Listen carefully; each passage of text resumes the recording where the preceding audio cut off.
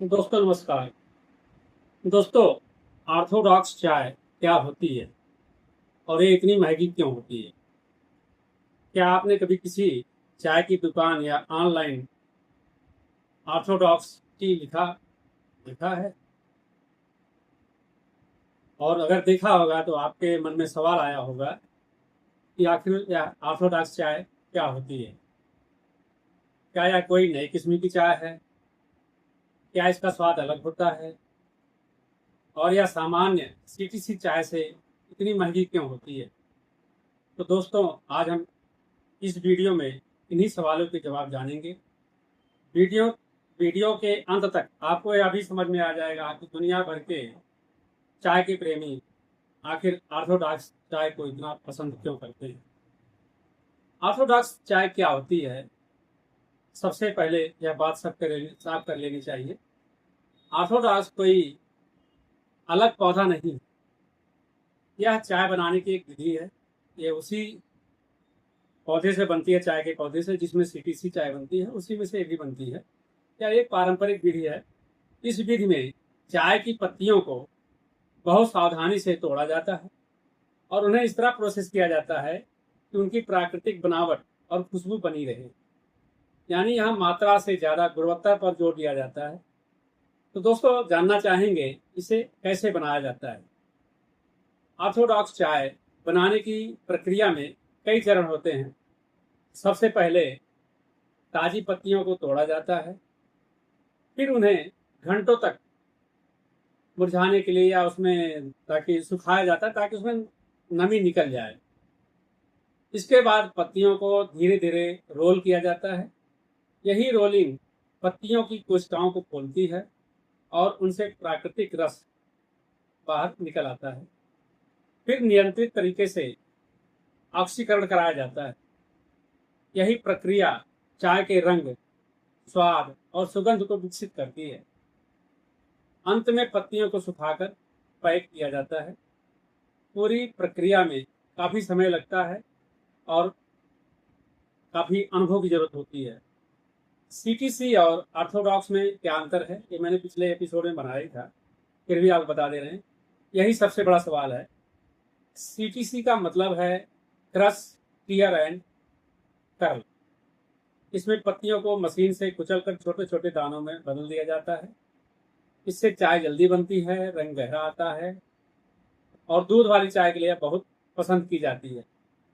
Orthodox में ऐसा नहीं है। इसमें पत्तियों का आकार काफ़ी हद तक सुरक्षित रहता है। इसका स्वाद धीरे धीरे खुलता है, ऐसा नहीं कि तुरंत उबाला और स्वाद आ गया। इसमें आपको हर सिप में एक अलग स्वाद आएगा, अलग अलग। कभी फूलों की महक आएगी, कभी फलों का स्वाद आएगा, कभी शहद का स्वाद आएगा, कभी मेवों या हल्के मसाले जैसी प्राकृतिक खुशबू महसूस होती है। इसी वजह से इसे बिना दूध के या बहुत कम चीनी के साथ पीना बेहतर बेहतर माना जाता है।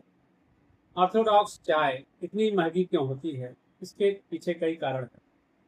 पहला, इसकी पत्तियों को चुनने में अधिक मेहनत लगती है, लेबर कॉस्ट ज़्यादा आती है। दूसरा, इसकी प्रोसेसिंग धीमी और सावधानी पूर्वक की जाती है। तीसरा, इसमें गुणवत्ता पर विशेष ध्यान दिया जाता है। और चौथा, इसका उत्पादन सीटीसी की तुलना में काफ़ी कम होता है, इसीलिए इसकी कीमत भी अधिक होती है।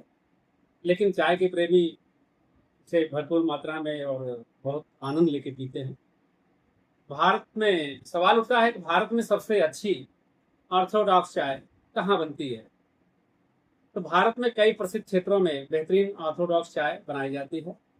सबसे पहला नाम आता है दार्जिलिंग का। यहाँ की चाय महंगी होती है।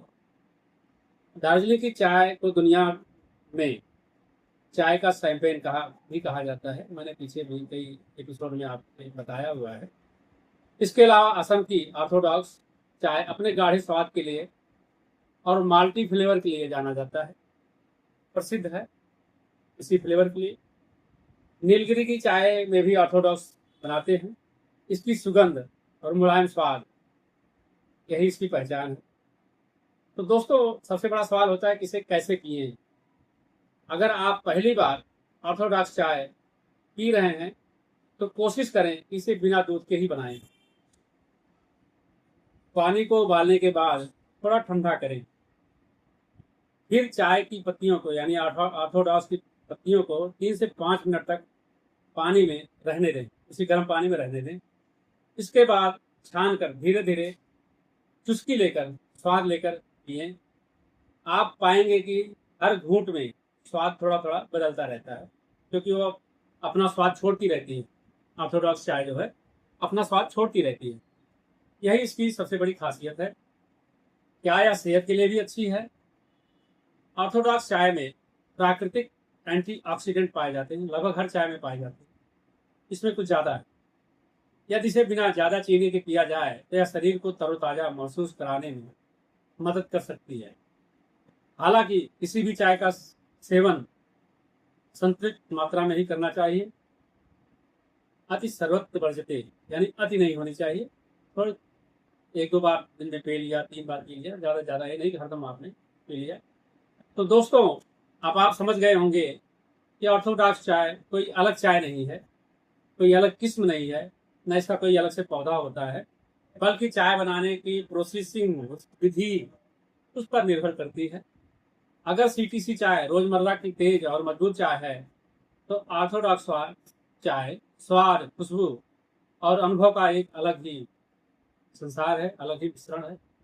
अगर आपने कभी ऑर्थोडॉक्स चाय नहीं पी है तो एक बार जरूर आजमाइए, मेरा आग्रह है। हो सकता है इसके बाद चाय पीने का आपका अंदाज, नज़रिया ही बदल जाए।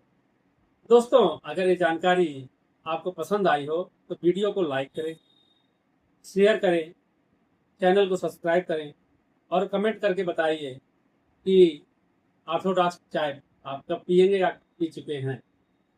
तो इंतज़ार करिए, अगले वीडियो में हम आपसे फिर किसी विषय पर मिलेंगे। तब तक के लिए